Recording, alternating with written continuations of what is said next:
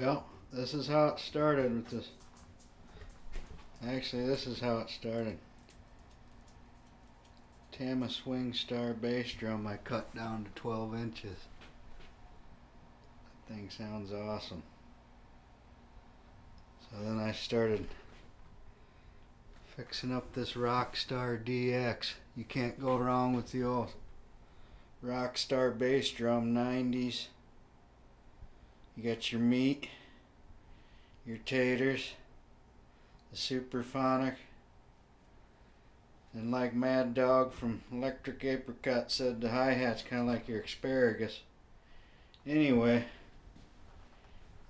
I couldn't believe how good the finish is coming out on this thing. It was all beat up old maroon.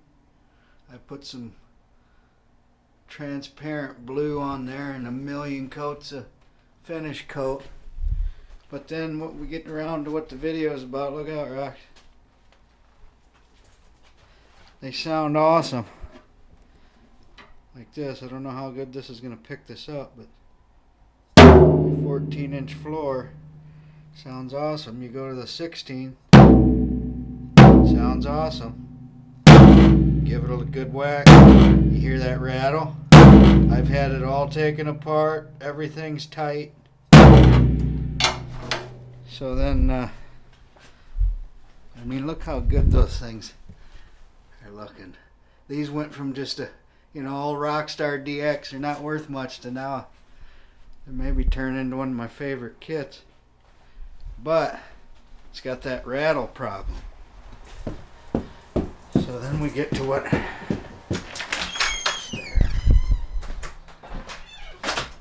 I'm learning here about bearing edges. See, with the tom, to see if it's decent, first you gotta spin a head around on there. Make sure you're round. That's thing number one. If you're not round, you can't do that. Your drum's shot. But then we get over here. This is the tom for that kit inside, which I made a concert tom out of it. I was loving the way it was sounding. But we've got pretty much a factory bearing edge on this. I don't know how good the camera's going to show this. But so what I did is matched that edge on the bottom edge. This is the power tom that I cut down. It was a 12 by 12, I think. Now I went 12 by 8.5. I think I'm 10 by 7.25. I'm kind of making some custom sizes here, and I thought I was pretty much done, but well, that floor tom's what got me on this chase here and there that I showed you. But if you push down on this head here, this is one I was done with, I thought, and it was sounding good. You'd hear that floor tom if you hit it just right. It doesn't make that sound. But that edge dents in a little bit. So what you can see here, most drums have made this little chart here. There we go. I don't know how well this is showing up, but you got over. This is how most drums are made, with that 45-degree bearing edge. And the way the head is, I've cut a head apart here. You can see the edge of that head there. So on that round part here, where my thumb is, that's where your bearing edge is here. This thing I'm talking about here. Most modern drums are made like this. They just make a 45 on the edge and a little 45 back cut. So depending on how wide the diameter of your drum is, it hits right here on the edge of this round, that plastic. This flat area is where you want to be. That's plastic. That won't mold. Old calf heads would, oops, I'm not even, old calf heads they could conform to anything, These new plastic ones, they're formed the way they're formed. So ideally, you can do this. this to bring that diameter in to get to the flat area here. That's a dual 45. Putting a 45 on the back side there. This one here is a rounded over edge with a 45 on the inside. So here's how Gretsch, renowned for recording, they used to do it like this. It's a rounded over. Up here was a 1/8 inch round over on these thinner shells is what they're using now. Today's standard that I've read. Gretsch was bigger than that, maybe quarter inch, I don't know, 3/8. But rounded over, no back cut on the inside of the shells. Yamaha recording custom. Some people say one of the most recorded drums there is. I don't know if I believe that, but they're famous. They were rounded over on both sides. Baseball bat, they call it. So here's the other interesting thing. The flat head of the surface, I've been measuring these. When you measure these 12-inch heads,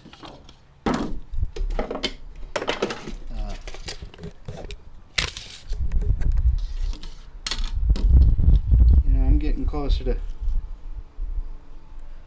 we're getting 11.5 to 11 5/8. What I wrote here on my little chart here. But you measure these 12-inch drums, you're getting, 11 13/16.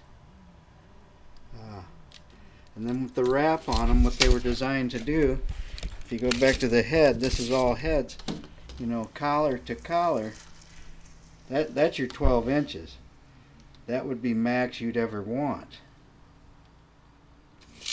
So what's going on in there with my floor tom is I didn't, you got a head going on like this, where you can push on it. That head isn't seated all the way around. Brand new head here, brand new Remo head. And if you push your finger all the way around, you'll find spots that dent there. But yet you can hit that.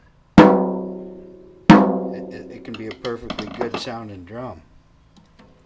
But if that's not seated all the way around there, that's the other thing. It'll slide, it'll rock from side to side, trying to seat on one side or the other. It's going to be harder to tune. There's more overtones. And what I think's going on with my drum inside there is when you hit it hard enough, that head being higher, it slaps down and hits the shell. That's what that rattling is. I've had that drum all taken apart and all the screws are tight. I've touched every lug. I've been playing drums for a while, so I've dealt with a lot of rattles and stuff. Like I was telling a guy the other day, if you're going to be a drummer, it's almost like owning a Harley. You're going to have to work on some things from time to time, so hopefully you enjoy that end of it. And so that's the thing that I'm learning from this. By doing this, I had no idea that the bearing edge mattered this much. I don't know if I'm making any sense on this video. There's a good podcast I watch called Drum History Podcast. That's where I learned this. And they got an episode on bearing edges. Check it out if you're into drums or drumming or any of this stuff. It's like I said, that's what got me on this case. But I just decided I would make a real world example here. I guess I haven't done this yet. That's why I cut this head down so you can see what we're talking about here. But the live area is going to be, right where the point of this bearing edge is. And you can see this drum that I've cut here, this head, it's not sitting on there right. This is a factory Tama that I even sanded on a little bit. I sanded this. But that's the other thought I've had. I think Gretsch, way back in the day, they had it right. They're doing these edges exactly backwards. I think you'd be better off putting that 45 on the outside edge and moving this. The peak is where that live area is created. And you see what happens? That can slide back and forth. And it's never going to sit right on that point because that molded plastic, it's always going to be molded. Now you can tighten it to a certain point and get, work that out a little bit, but there'll still be a little dent in it that you probably can't see. So here's what happens when you get rid of all that. What I've decided, I like this 1/8 round over. And that's what I'm getting ready to do here. But once you get a head that sits perfectly on the drum, like this one here, I've gotten pretty close, because that's, I guess I haven't mentioned this either, these Evans heads, which I like, they have the control ring around the outside, they're a little bigger than the Remos. That's why I got the 5/8 up there. These are closer 5/8. So this Evans head is fitting on here pretty good. And you can go all the way around the edge and feel it touching the rim all the way around. You put the Remo on here a little tighter. It's not touching all the way. So I want to make it so it'll accept the Remo heads too, is why I got it out here. It's one that I thought I was done with. And that's the other thing. Like I said, this one I thought I was done with until I discovered that floor tom, and I started going around and checking all of them. And that is what this video is kind of about. Big drum. It's all about making a drum real quick these days. They're not, your ideal drum head is going to match this profile perfectly. Your ideal drum profile. That would be the easiest to tune, and so that everything that was landing on your bearing edge was on the flat part of the drum head, not that curve. And the easiest way to make that happen would be to move that edge towards the inside. It's all about diameter, man. And so that's the other thing. The shell diameter matters. You can do an edge like they're doing these days. But then your drum shell should be, 11.5 inches. And these are real close to 12. And then that's the thing, when you add the wrap on the outside, those heads fit on pretty tight. So the only thing I can think of is the other reason they would do this is you're less likely to hit that edge when the farther out it is.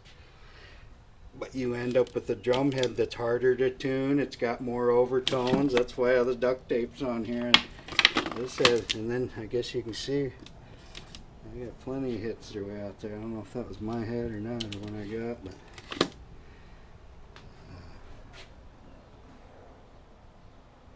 anyway, just a PSA to drummers, and then I think I'm gonna make a video because this is not that hard to fix. That's what I got here, a little router table that I've made, and you have to sand the edge flat. You make a piece of plywood with sandpaper on it, and then you sand her flat by turning it, 100 and some times, and you keep checking it. But you always have to have a flat surface to run around that router, or you got to keep the flat surface and that edge being the right diameter. Those are the two things that matter. And I think more than the wood type or anything.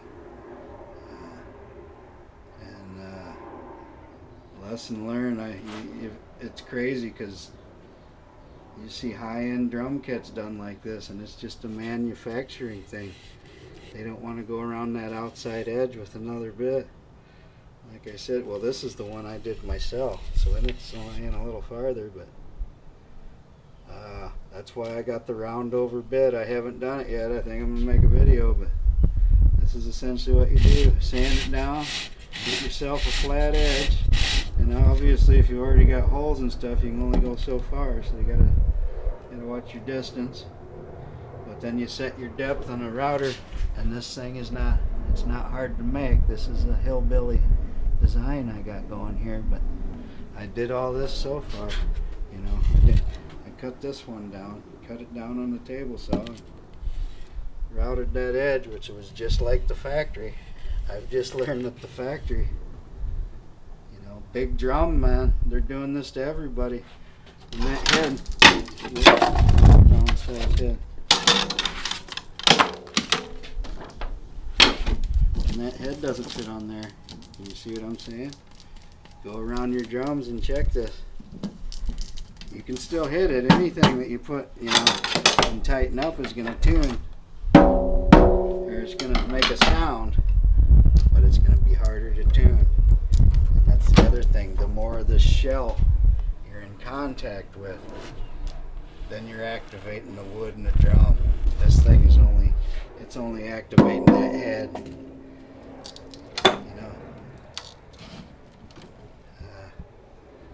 And then that's the other thing. You need a whole lot less muffling, because by activating that wood, you're muting that head a little bit. When you get one of these done just right, it tunes right up, and you tighten everything up nice and even, and they almost tune themselves. It's unbelievable.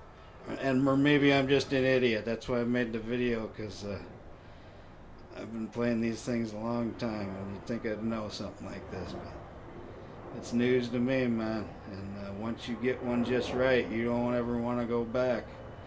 I got to do this to almost all my drums now, because they ain't right unless this edge is right. It's like the nut on a guitar almost. That thing's got to be right, or you can never get it tuned right. And that's the same thing on these things. Anyway, there you go.